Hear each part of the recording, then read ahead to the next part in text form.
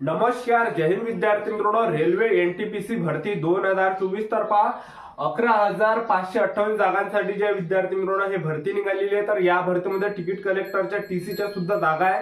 तर या भरतीसाठी शिक्षण फक्त 12वी पास लागते. 12वी पासवरच तुम्हाला या भरतीमध्ये फॉर्म भरता येते आणि काही पदे जे ग्रॅज्युएट लेवलची सुद्धा आहे. तर चांगले जे विद्यार्थी मित्रांनो हे भरती निघाले आहे इंडियन रेल्वेमध्ये एनटीपीसी पदाची. ठीक आहे, तर यामध्ये जे जवळपास जास्त पद आहे विद्यार्थी मित्रांनो, मोठे मोठे पद आहे, म्हणजे जवळपास 4-5 प्रकारचे यामध्ये पद आहे. ते सुद्धा तुम्हाला पुढे सांगणार आहे.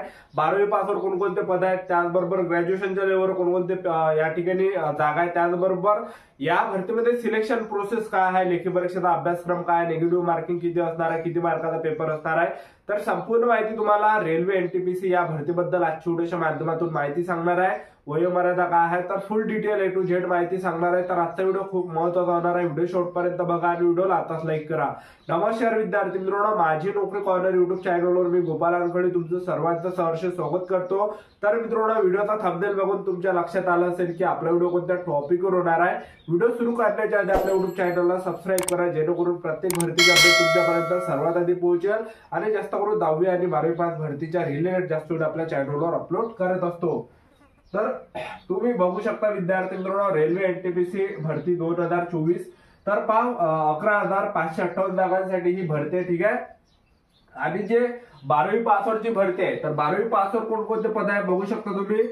कमर्शियल तिकीट क्लर्कचे यामध्ये 2022 जागा आहे. तर या भरतीचे जे फॉर्म आहे, जे 12वीच्या लेवलवर जे जागा आहे, तर या 12वीच्या लेवलवरचे जे फॉर्म जे भरणे चालू होणार आहे हे 12 सप्टेंबर 2024 पासून तुमचे ऑनलाईन पद्धतीने फॉर्म भरणे चालू होणार आहे आणि 20 ऑक्टोबर पर्यंत हे शेवटची तारीख असणार. 20 ऑक्टोबर ही शेवटची तारीख असणार आहे. 12 सप्टेंबर पासून 12वी पास लेवल हे फॉर्म भरणे चालू होणार आहे. ठीक आहे, आणि ग्रॅज्युएट लेवलचे जे फॉर्म चालू होणार आहे, तर ते या ठिकाणी 14 सप्टेंबर पासून तुमचे ग्रॅज्युएट लेवलवरचे फॉर्म चालू होणार आहे.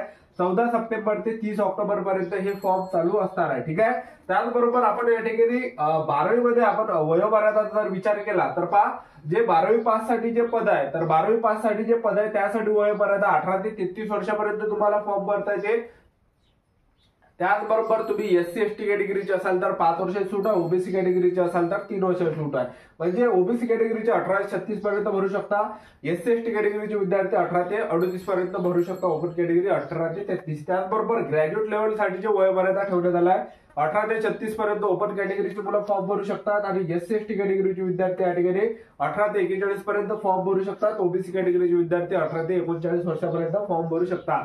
तर एवढी वयोमर्यादा. आपण फीचा जर विचार केला या ठिकाणी, तर जनरल ओबीसी डब्ल्यूएस कॅटेगरीसाठी यामध्ये 500 रुपये फी ठेवण्यात आली आहे आणि SC ST कॅटेगरीला यामध्ये 250 रुपये फी आहे आणि तुमची फी सुद्धा ज्या विद्यार्थी मित्रांनो परत दिली जाणार आहे. ठीक आहे, तर त्याचबरोबर आता आपण या ठिकाणी जागा बघूया. जे 12वी पास 12वीच्या लेवलवर ज्या जागा आहे, तर पहा 12वीच्या लेवलवर किती जागा आहे ते तुम्हाला सांगतो.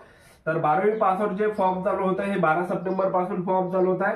तर यामध्ये जे पहिलं जे पद आहे ते आहे कमर्शियल तिकीट क्लर्क. तर याच्यात 2022 जागा आहे. त्यानंतर अकाउंट क्लर्क कम टायपिस्ट याच्या ज्या विद्यार्थी मित्रांनो 361 जागा आहे. ठीक आहे, त्याचबरोबर तिसरं जे आहे ज्युनियर क्लर्क कम टायपिस्ट याच्या 990 जागा आहे. त्याचबरोबर ट्रेन्स क्लर्क याच्या ज्या विद्यार्थी मित्रांनो ट्रेन्स क्लर्कच्या ज्या जागा आहेत तर ह्या जवळपास 74 आहे. ठीक आहे, त्यानंतर आपण या ठिकाणी आपण ग्रॅज्युएट लेवलचं जर आपण या ठिकाणी बघितलं तर ग्रॅज्युएट लेवलचं जे आहे, ग्रॅज्युएट लेवलमध्ये ज्या जागा आहे तर पहा चीफ कमर्शियल कम तिकीट क्लर्कच्या जागा आहे 1736. ठीक आहे, त्यानंतर स्टेशन मास्टर आहे. स्टेशन मास्टरच्या जागा 994 जागा आहे. त्यानंतर गुड्स ट्रेन मॅनेजर तर याचे जे विद्यार्थी मित्रांनो 3144 एवढ्या जागा आहे. त्यानंतर JR अकाउंट्स असिस्टंट कम टायपिस्ट याच्या 1507 जागा आहे. त्यानंतर सिनियर क्लर्क कम टायपिस्टच्या जागा आहे 732 जागा. तर एवढ्या जागा या ठिकाणी तुम्हाला समजलं असेल या ठिकाणी कोणकोणत्या जागा आणि आपल्याला या ठिकाणी कोणत्या याच्यात फॉर्म भरायला लागते. ठीक आहे, तुमचं टायपिंग वगैरे नसेल झालं असेल तरी सुद्धा तुम्हाला 12वी पासवर फॉर्म भरता येणार आहे. पण काही टायपिंगच्या बेसवर सुद्धा यामध्ये काही जागा आहे, तर त्यांना जे टायपिंग पुढे लागणार आहे. ठीक आहे, तर त्याचबरोबर हे झालं एवढं यामध्ये पद आहे याबद्दल. तर आता यामध्ये आपण पगारचा जर विचार केला, तुमचं सिलेक्शन झालं तर पगार किती भेटणार आहे. तर पहा तुमचं जर समजा या 12वी लेवलवर जर समजा तुमचं सिलेक्शन झालं तर तुम्हाला जो पगार भेटणार आहे तर स्टार्टिंगच तुम्हाला 32,000 प्लस पगार या ठिकाणी भेटणार आहे। जर 12वीच्या लेवलवर तुमचं सिलेक्शन झालं तर स्टार्टिंग 32,000 पगार तुम्हाला भेटणार आहे। आणि तुमचं ग्रॅज्युएटच्या लेवलवर तुमचं सिलेक्शन झालं असेल तर तुम्हाला या ठिकाणी 40,000 पगार या ठिकाणी एवढा भेटणार आहे। ठीक आहे, तर एवढं हे आहे यामध्ये।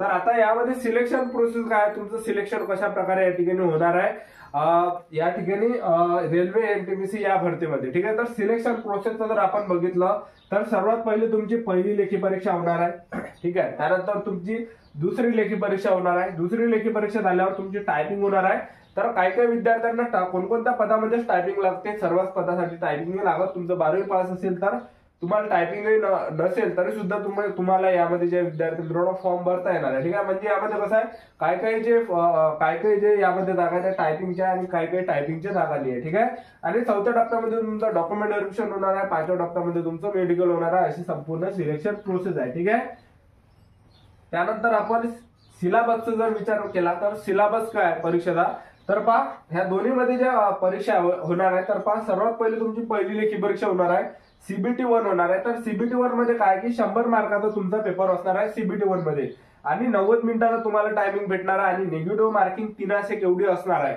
त्याचबरोबर आपण परीक्षेमध्ये जे प्रश्न परीक्षेला विचारले जाणार आहे तर रिझनिंग बुद्धिमत्ता जास्तीचे 30 प्रश्न परीक्षेला विचारले जाणार आहे।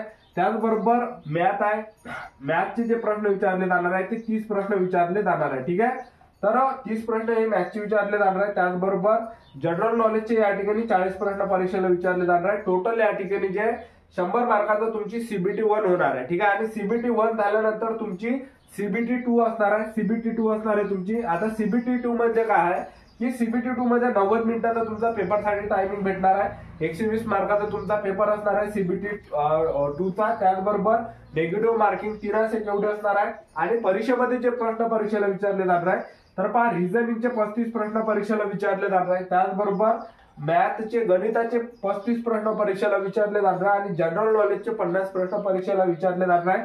तर टोटल 120 मार्काचा पेपर होणार आहे आणि 120 प्रश्न परीक्षेला विचारले जाणार आहे।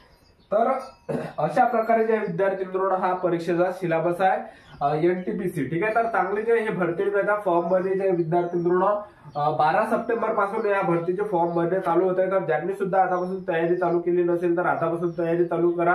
आतापासून चांगले पुस्तक घेऊन घ्या, रेल्वेचे स्पेशल रेल्वेचे पुस्तक घ्या, मराठीतले काही पुस्तक वगैरे घेऊ नका।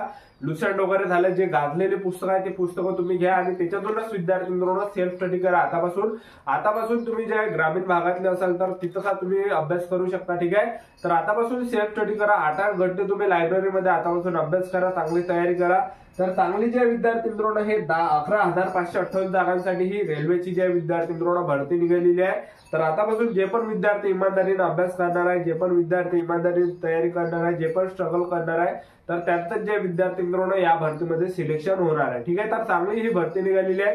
तर आतापासून जे विद्यार्थी मित्रांनो सोशल मीडियापासून जेवढं होते तेवढं दूर राहा। ठीक आहे, कारण की कसं एकूण आपण इंस्टाग्राम, युट्यूब, फेसबुक मध्ये घुसलं तर त्यामध्ये आपला जे टाइमपास होऊन जातो 8 घंटे। ठीक आहे, तर सोशल मीडियापासून जेवढं होते तेवढं दूर राहा, आणि आतापासून चांगले पुस्तक घ्या, आणि आतापासून जे सेल्फ स्टडी करा। ठीक आहे, तर आपलं युट्यूब चॅनल सबस्क्राईब करून ठेवा, वेगवेगळे अपडेट तुम्हाला रेल्वे एनटीपीसी या भरतीबद्दल देत राहणार आहे। तर आजच्यासाठी इथंच थांबतो, भेटूया नेक्स्ट व्हिडिओमध्ये। जय हिंद, जय भारत।